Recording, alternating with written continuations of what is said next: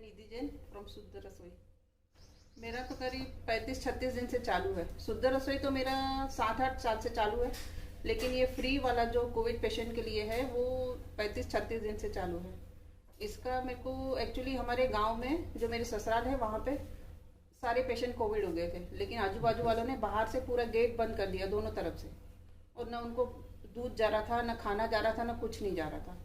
तो फिर इससे मेरे को लगा कि अपन यहाँ पे भी बहुत से लोग जो पेशेंट है उन लोगों को खाना नहीं मिल रहा है, दूध नहीं मिल रहा है, तो मैंने यही सोचा कि अपन फ्री में देंगे उनको। यहाँ से तो करीब 11 किलोमीटर एरिया में पूरे नागपुर में ही सभी जगह गए हैं, और सभी लोगों का कुछ अच्छा भी है, कुछ बुरा भी है। सब अच्छा, मतलब बहुत से लोगों ने आशीर्वाद भी दिया कि आप 100 साल जियोगे, आप बहुत अच्छा काम कर रही हो, आपको आगे भी रहना चाहिए, आपकी वजह से हम जल्दी ठीक हो गए। मतलब बहुत से लोगों ने अच्छे आशीर्वाद दिए। कुछ लोग है थोड़े जो बुरे, कभी कभी एक आध हो जाती है मिस्टेक। भोजन में अभी हम लोग 2 सब्जी, दाल, चावल, रोटी, सलाद, और मेरी दिनचर्या तो जो रूटीन है मेरा उसी तरीके से चालू है। सवेरे 5:30-6 बजे उठ जाती हूँ। उसके बाद जो मेरा रूटीन वर्क रहता है, मेरा जो पर्सनल रहता है वो पूरा कंप्लीट हो जाता है। उसके बाद 7:30-7:45 बजे से किचन में आ जाते हैं। उसके बाद पूरा खाना तैयार करके 10-10:30 बजे से सर्विस बॉय आ जाते हैं लेने के लिए, और हम लोग जो मैनेज करने वाले हम 4 ही जन हैं घर के, और एक मेरी मेड है रोटी बनाने वाली, बस हम 5 ही जन हैं। जी हाँ, मैं अपने हाथों से ही बनाती हूँ खाना, और रोटी मैं और मेरी मेड दोनों मिलके बना लेते हैं। अभी आगे तो मैंने सोचा है कि मैं कंटिन्यू करूँगी, जिस हिसाब से रिस्पॉन्स आ रहा है उसी हिसाब से। हाँ, आप परिचय। सादर जय जिनेन, मैं विपुल जैन। अभी जिनसे आपकी बात हुई मैं उनका हस्बैंड हूँ। और ऐसा है कि चारों तरफ जो इतनी प्रॉब्लम्स देखी गई हैं, और हम लोग मेयो और मेडिकल में भी कुछ संडेज को पार्सल्स देने जाते थे, 200 पार्सल, 250 पार्सल फूड पैकेट्स हम लोग देते थे। तो वहाँ हम लोग ने इतनी ज़्यादा ये गुर्बत देखी है कि लोग वहाँ, जैसे चारों तरफ चाय की टपरी बंद है, फूड पार्सल जो पहले लॉकडाउन में लोग पहुंचा रहे थे, लाखों लोग पहुंचाने वाले थे, खाने वाले कम थे। अब की बार एकदम उल्टा हो गया है। अब की बार खाने वाले और पेशेंट्स ज़्यादा हैं, पहुंचाने वाले कम हैं। तो उसकी वजह से वहाँ बिस्किट्स और टोस्ट भी लोग पानी में डुबा डुबा के खा रहे थे। वो चीज़ देखकर ही ये आइडिया आया मेरे मिसेस के दिमाग में कि क्यों ना अपन लोग घर से ये सर्विस चालू करें। जो लोग घर में बैठे हैं उन लोगों के पास, जो घर में पेशेंट्स हो गए, जो घर में क्वारंटाइन फैमिलीज हैं, उन लोगों के पास फूड ये पहुंचाया जाए किसी तरीके से। तो शुरुआत करी हमने तो 36 दिन पहले, शायद 35 या 36 दिन हो गए हम लोग को आज पूरे। तो उस दिन तक 15-16, 18-20 थाली इस तरीके से जाने लगी थी।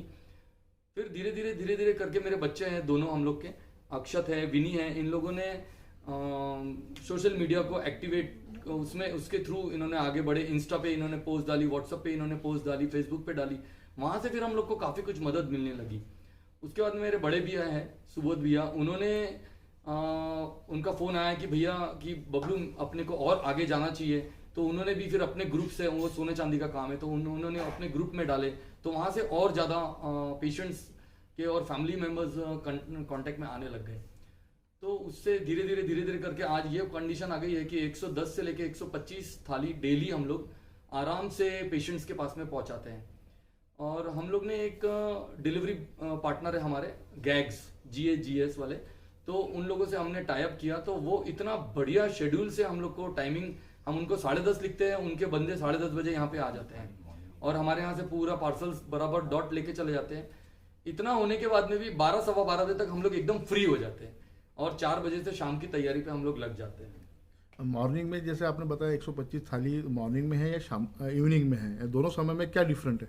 दोनों समय में ऐसा है, मॉर्निंग में तो 60 से लेके 70 तक चले जाता है, और शाम को 30-35, क्योंकि काफी लोगों का ये कहना है जिनको हम सवेरे भेज रहे हैं कि भैया आप लोग बहुत ज्यादा खाना भेज रहे हैं तो हम लोग के पास बच जाता है, तो हम लोग ये सवेरे का हम लोग चावल हम लोग शाम को काम में ले लेते हैं। या कोई बोलता है कि भैया सब्जी बच गई है तो इसके साथ में हम लोग फिर उसको खिचड़ी बना लेते हैं। और मतलब इतना ज्यादा आशीर्वाद मिल रहा है जिसकी कोई लिमिट नहीं है। ऐसा लगता है कि बस भगवान इसी तरीके से हम लोग पे कृपा बनाए रखे कि हम लोग ये काम चालू रखे और इसको बंद करने की सोचे नहीं। आपका कार्य सराहनीय है जैसा आपने बताया कि, लेकिन इसके पीछे में और किन किन लोगों का मदद का हाथ है?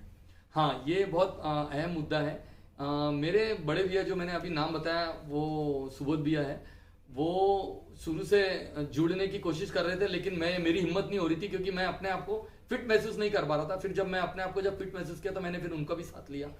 उनका लड़का है मितेश, वो बराबर सब्जियां पूरी की पूरी लेकर आ जाता है। और मेरा एक फ्रेंड है बालचंद जैन, तो वो जो सब्जियां हमारे पास में आती है वो सब्जी वो भी बहुत पीछे पड़े हुए थे कि मेरे को जुड़ना है या किसी को मना करना है एक लिमिट तक अच्छा लगता है, लेकिन उसके बाद में फिर ऐसा लगने लगता है कि हम कोई स्पेशल तो नहीं है कि हम किसी को मना करें। तो फिर मैं वो सब्जियां उनके यहाँ से वो बढ़िया उसकी कटिंग करके लाके देते, जिससे हमारा समय बहुत ज्यादा बचता है। तो ये ऐसे सब लोग जुड़ते चले जा रहे हैं धीरे धीरे करके।